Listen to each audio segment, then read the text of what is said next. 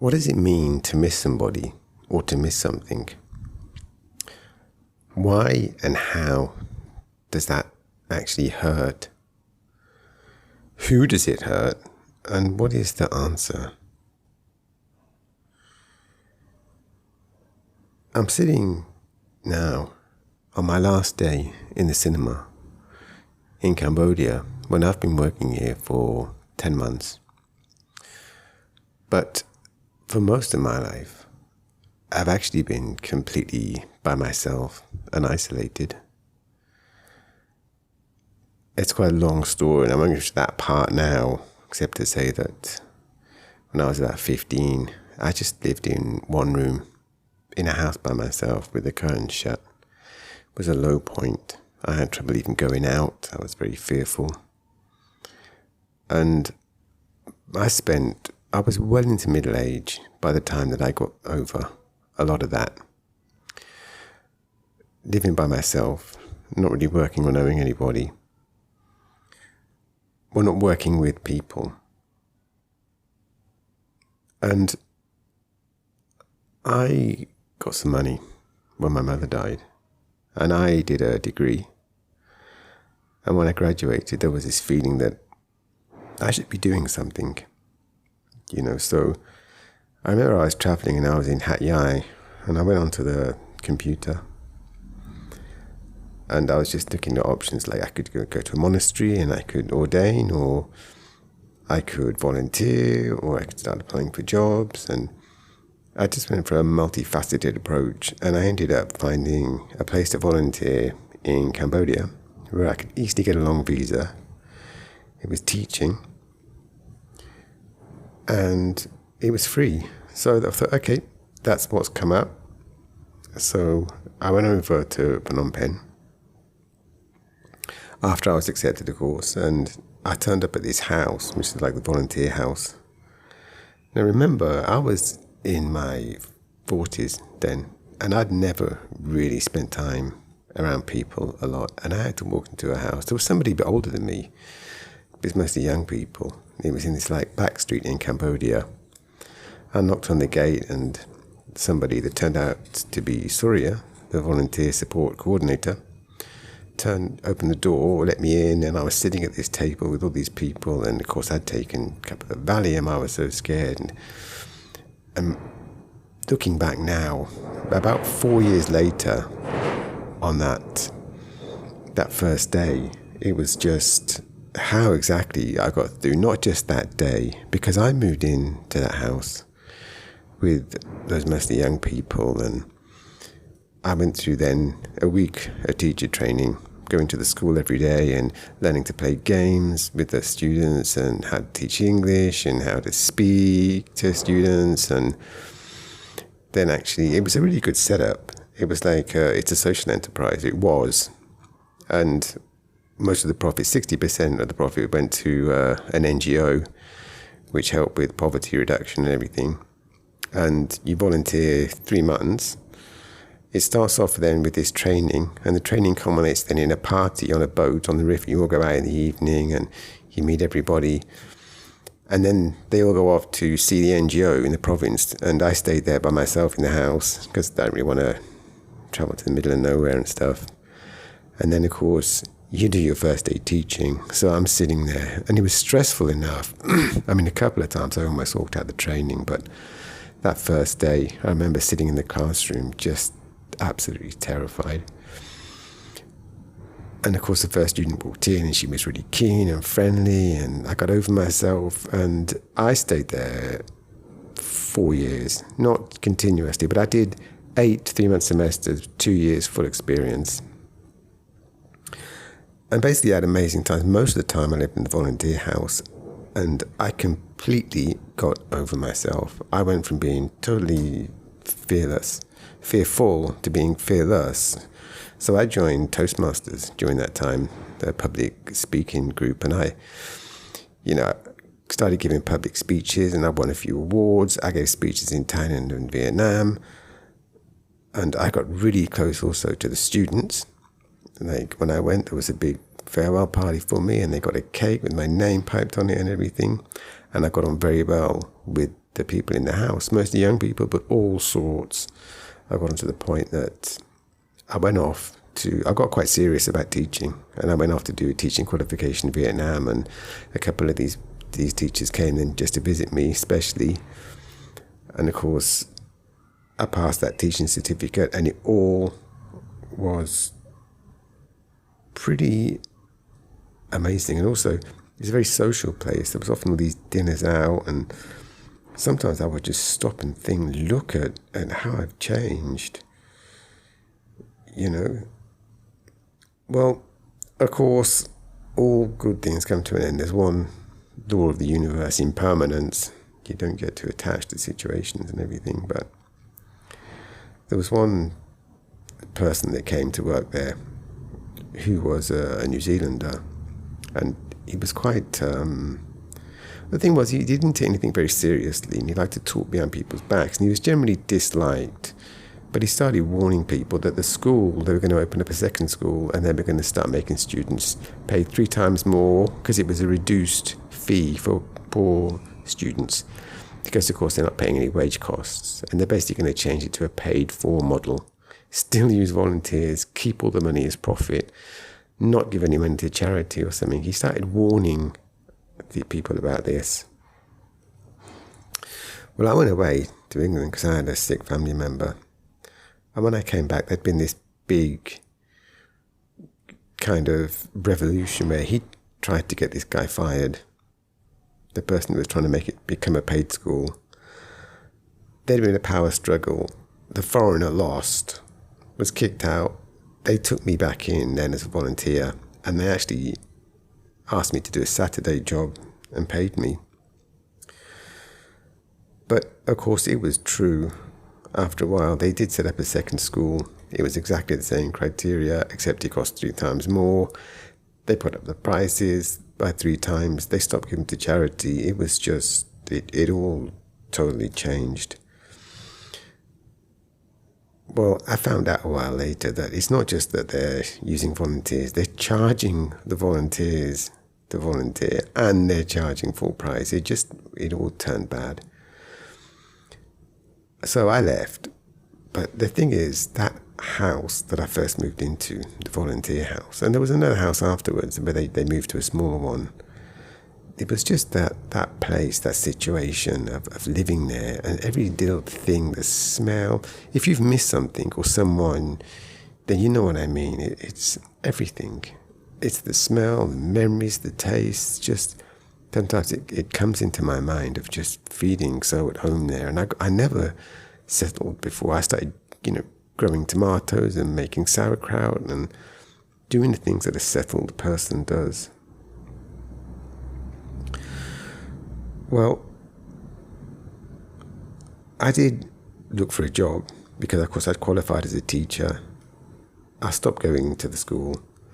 Found a job in China. I spent hundreds of dollars getting the paperwork sorted out, and my visa was refused. I spent almost all of this time, maybe 6 months it took to get sorted out, to find a job, to get the paperwork.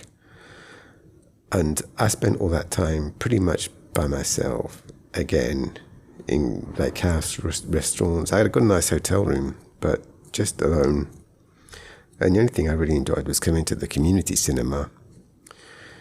Well, my visa was refused, and I found out the cinema's run by volunteers. Maybe I'm a bit old, but there's a space. So I volunteered just for something to do. Started to do a master's degree. Did my first year here. That was 10 months ago. So I've been doing this for 10 months, and now I've gone through all those things again. I've been really close to they only volunteer for 2 or 3 weeks. A couple of people stayed longer. One woman stayed about 6 weeks.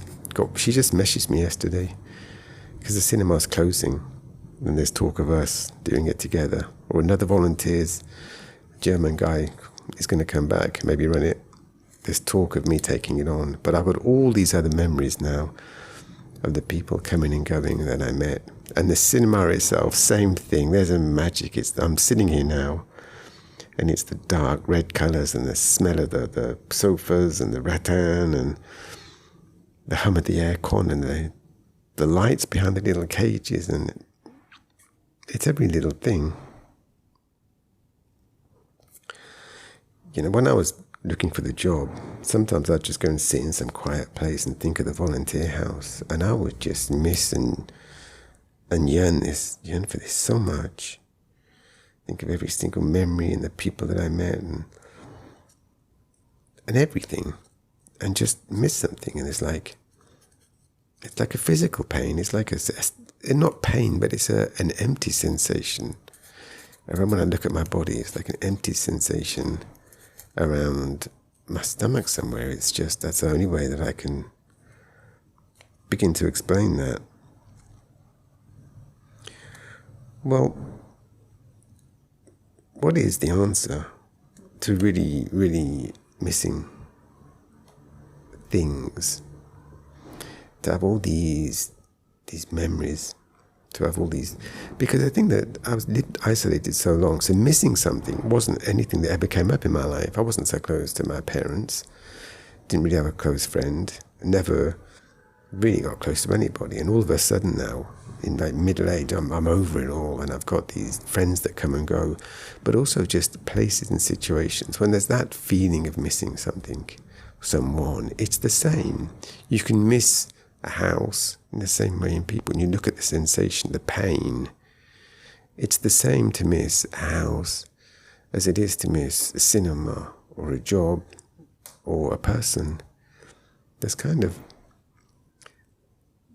this, you know what I mean. It's a thing of being human. I can't say it. And if you're listening to this and you're a human being, you've missed something, and you've missed someone, you've yearned. And you know what I mean. And what is the answer? And I think, because I know I'm going to leave the cinema today, and I may or may not come back, and I might end up running it, or it may end up closing, because the lease is up, and you only wants to go. But of course, if I carry on living, I'll miss things again. Maybe even in another world, we leave our bodies, and that missing things just is a part of us somehow. But I think there is some answer. And as usual, the things that are really useful to me, that have really helped me in life, have come from my Buddhist practice. It's my habit now to listen for many years, more than 10 years. My birthday, I listened to a random Buddhist talk by my favorite teachers. And last birthday, I listened to a talk, and there was a quote by a Zen master, which was, "In Kyoto, I hear the girls cry, and I yearn for Kyoto." And I really like that, because he's in Kyoto, and he's yearning for it while he's there. And this is really the thing. You have this feeling, when you look, you're missing someone or something, or you're grieving even. You look into your sensation, to your body, into your mind. There's lots of pictures. Like, I miss the volunteer house. So maybe there's just this inconsequential things, like a time that I had there, or the smell of some herbal tea, or the time I first walked in, or that kind of mildewy smell around the mattress when I'd wake up. All the little things flash into my mind as pictures within space. And it's like the mental pictures are around my mind. They're around my head somewhere, like not inside my mind. That's how it feels in a mental picture. That's what's happening. Mental pictures of a past or of a place or something are coming and going, and it feels like they exist around my head somewhere. That's the feeling of remembering something. And the yearning is like a very, very, very vague physical sensation around my midsection. That's how I feel the sensations of really missing something. But it's not actually linked to the situation. I could be in the house now, or go back in time and still feel it. You can be in Kyoto and you can yearn for Kyoto. This is part of the answer. There's not an actual thing. When I look at the volunteer house, it's bricks and it's mortar and it's passing time and it's mold and the smell of mildew. And what is it? It's like when you miss a person, you look at them and their skin and bone and existing in passing time, their eye sockets and brain neurons, all I mean, if they cut their fingernails, do you miss the fingernail part? No, but if they amputated their hand, took their hand away, which bit is it? It's really a concept. You could be with someone and missing them. It's not linked to anything in the world.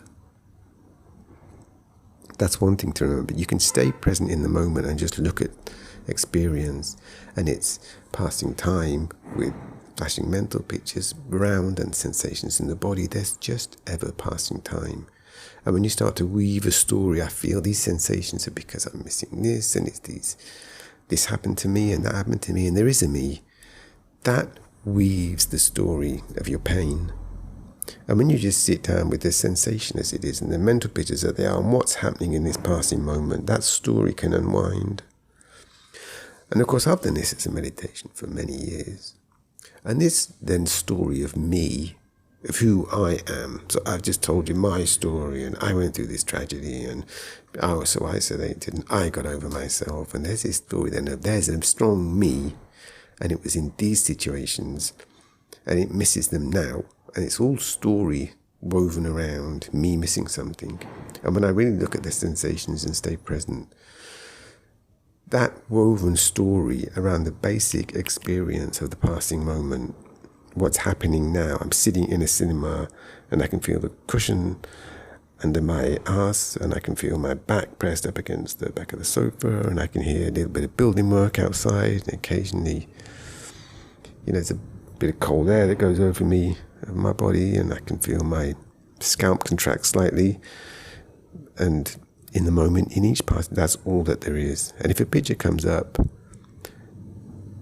of the volunteer house in the past, there's a mental picture in a second, and there it goes in a second. And I don't start weaving, well, I was missing it so much, I was so happy there. It's not, I don't allow myself to start weaving that story. See, the Buddha said the world is full of sparks. And what he meant was, the sparks start a fire. We add fuel into the fire. And when you're not fueling something with a story, and it was like this and it was like that, then you can just be in Kyoto. You don't need to be yearning for anything. And that's not just the lesson of how to deal with missing something or someone. It's really the lesson of how, over time, to become fully awake in this lifetime. Because although things aren't really that easy, I think a major guiding star for me in life is that we can awaken. I think whatever state it is that the masters obtain, we can also do that. We can be like that. We can be beyond all pain. I think that there is an answer. And I think that learning to be in the passing moment, not weaving these stories, trying to unwind yourself. So sometimes I speak to someone and I feel happy and to meet them, but it's not that person.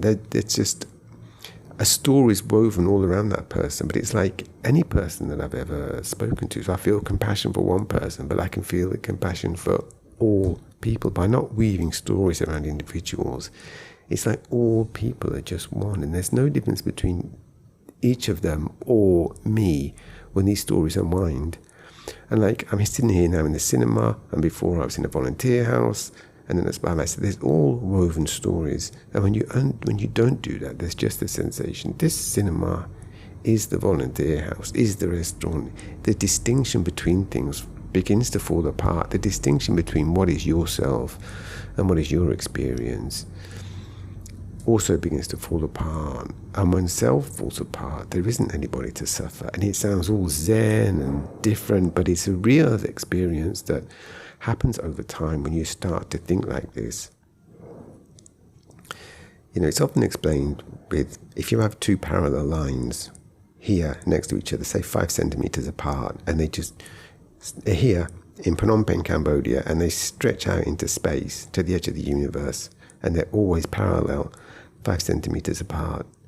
Now, if you just nudge one apart, so it's just a millimeter to the left, then by the time that line gets to New York, it's actually 50 kilometers apart. And by the time it gets to the edge of the galaxy, it's millions of kilometers apart. And by the time it gets out to the edge of expanding space, it's an infinity apart. You make these very small changes of always being in a moment and not, or starting to unravel the stories your mind makes and staying with sensation.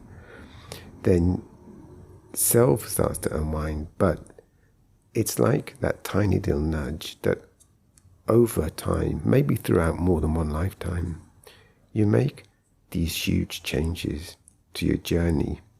And even though it's not perfect, and I know I'll leave this cinema, and whether or not I come back, I'm going to miss it. Maybe I'll be here, and I'm missing it now. I'm yearning for Kyoto while I'm in Kyoto. That is while I'm weaving the story. And when I don't do that, I'm just sitting in this chair, feeling the microphone in my hand and my scalp contracting slightly under the cool air, with mental pictures flashing in my mind. And that's all that's happening in space at this point. And every now and again, there's a person that exists that feels that there's sensation somewhere. And that is really not just reality, but it's the path to not just not missing things, but the path to awakening. And that is my answer to how it feels when I'm missing someone or missing things.